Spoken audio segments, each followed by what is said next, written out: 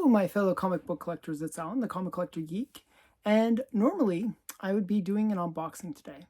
On Tuesdays and Thursdays, I usually do an unboxing, but I'm waiting for a package to arrive. Actually, it hasn't arrived yet. It's supposed to arrive actually tomorrow, so I'll probably do a special unboxing on Saturday. So stay tuned for that. But I kind of wanted to go over some ideas that I had. So when I was a kid, I actually got into debating and was really fond of debating. And one of the things that they would do is, they would say, okay, you have to debate this side, and then you give a really strong, passionate reason for why your side was right. And then they would have you then take the next turn, defending the exact opposite side. So you had to be able to learn to think critically about both sides of an argument. And I thought that was a really great way of helping one's critical thinking skills. So one of the things that I've always seen with the comic book community is the amount of love/hate for comic slabs, whether to slab something or not to slab something. That is the question. So it's like people really are passionate about, not putting their books into, I've heard them called glass coffins. I've heard them, called like, many different things, but not very good things. They're really very anti-slabs. But I'm a big fan of slabs, actually, personally. So I'm going to try to do the debating tactic of giving arguments for and against slabs. So I'm going to start out with the negative, because that's always the more interesting side, to be the negative side. So the negative, the question is, should we slab our books, right? And I'll give the negative to that. Well, obviously the most obvious answer to why you wouldn't slab your books is when you slab your comics, you can't read them anymore. They're stuck inside the glass coffin, and that's annoying. It's so much of the artwork and the beauty of the comic is inside, and it's that tangibility of holding the comic and getting to flip through it and enjoy that comic that really adds value to the comic and enjoyment to the comic. Now, so that's that's one argument. Another argument is that one thing that people don't realize about getting your comics graded and slabbed is it doesn't always protect your comic. And people might be shocked by that, but sometimes actually when you get your books graded, there can be damages done to the comic by the graders, because they have to handle the book. They have to then encase the book, and we've heard about there was like the whole dent gate, where comics were getting bent, or bend gate, where they were getting bent by maybe the encapsulation process or whatever, but something was happening where the comics were getting damaged, and that can be very frustrating to to people that collect comics, because all of a sudden their comic is now in a case, but it's obviously damaged. So those are, that's kind of the negative sides of it. Another thing about slabs is they take up more space. So, if you have comics in, your long boxes, you can fit, hundreds of comics into a long box, usually about 300 per long box. You can't do that with slabs. They're bigger, they're bulkier, they take up space. So if you are limited in terms of the room, how much space do you have for your comics, slabs actually can be a deterrent for that, because it just doesn't allow for much growth.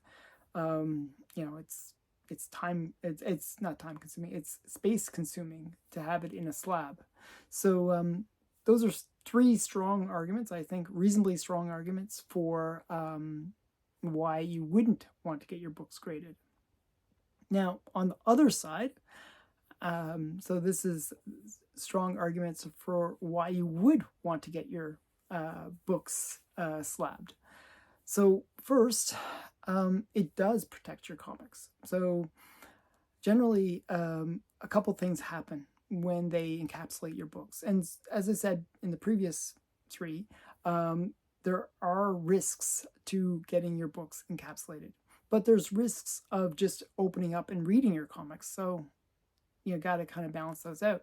So when you encapsulate your book, they do a couple things. They put in some special paper that helps absorb the acids in the paper. Also, the encapsulation process, for the most part, makes it airtight, and therefore acts as a deterrent for the comics degrading over time. So generally, your comics will be protected in that way. Also, once they're encapsulated, you can punch your comic, and it won't necessarily damage it. They're a little bit more resistant because they're in that case that acts as a barrier to damage. So if you're lucky, if you're unlucky, I mean, sure, there might be damage, but for the most part, most comics don't get damaged in the grading process. They're usually pretty careful, especially the more valuable books. They're going to be that much extra careful with them. Accidents do happen, but for the most part, you're pretty safe. So that's my first argument. The second argument would be when you grade your comics, you are making them a commodity. And what that means is when somebody's buying or selling a comic, they want to know what the value is of that book. And generally, the value is based on scarcity and a whole bunch of factors. But one of the biggest factors is the grade. And having that third party decide what that grade is acts as an arbiter to the buyer and the seller, who might say, well, the seller might say it's a 9.8. the buyer is like, well, maybe it's a 9, but the grading company will say it's this. And whether you trust that grading company's opinion or not, that's a separate issue. But for the most part, we assume that the grading companies are acting in good faith and they are grading it accurately.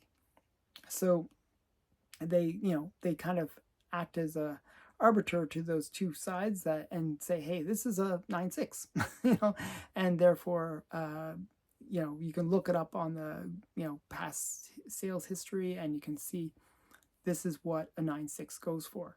So it makes it much easier to determine the value of that book. It's commodified. That's important. Now, to go even further with that, once you have a book and it's great and you can look it up, also it does provide you that added safety net of, if you ever have the situation where you pass away or you have to sell your comics easily, well, having it graded just makes it much more easy to sell. Maybe not for shipping, but definitely easier to sell because people know what they're getting from you. Generally, I just recently traded some slabs, and people are much more willing to buy or trade a book when it's graded than when it's raw.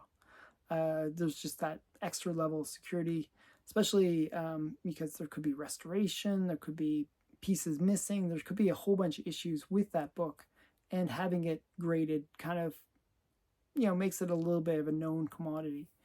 So there's that element too.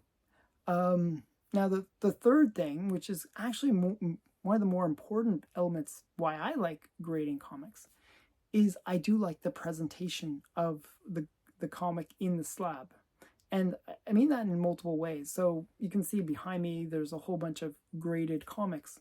I like that presentation of, it being in the slab. It's, the blue label, you can see the grade. I like all those elements. I like the fact that it'll say who is the artist, like the fact that it says if it's a key appearance or, something special about the book. I like all those little factoids that it gives in the label. I like the fact that it's not always obvious what what issue number it is or what the title of the book is, who is the publisher. Well, it gives all that on the label. I like having all those information there, and it makes a nice little presentation piece. So I enjoy that part of the grading process. Now, those are the big things. And one other big thing is back to the commodity element, is when you get your books graded, generally you'll get more for them because people actually incorporate the cost of grading into the price of how much they're willing to pay for it. Generally, raw books will go for less than the graded book, even if everyone agrees that they're the same grade, just because people know that there are costs associated to the grading, and generally they'll work that into the value of the book. Often you'll actually get more value than what the grading costs are. So one of those benefits. So those are my 3 arguments for, 3 arguments against grading. I'm sure there's plenty more arguments either side, but I'm putting those to you so you can think about it. I'd like to hear your thoughts. What are some other arguments for and against getting comics graded?